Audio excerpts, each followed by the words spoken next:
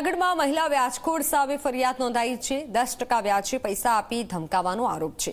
કોરા ચેક મેળવી કરતી હતી પઠાણી ઉઘાણી પૈસા મેળવવા માટે જાનથી મારવાની ધમકી પણ આપી।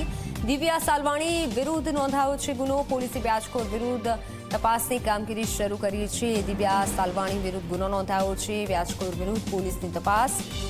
કોરા ચેક મેળવી અને પઠાણી ઉઘરાણી આ महिला द्वारा કરવામાં આવતી હતી। પૈસા મેળવવા માટે જાનથી મારવાની ધમકી પણ આપવામાં આવતી હતી।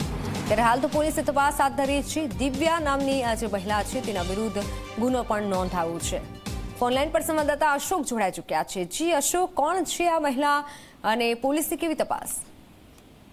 જી દિવ્યા નિખિલ ચોક્કસથી જણાવી દઉં તો મહિલા સામે ગેરકાયદેસર વ્યાજખોરીનો જે એક સોશિયલ મીડિયામાં વિડીયો આવ્યો છે।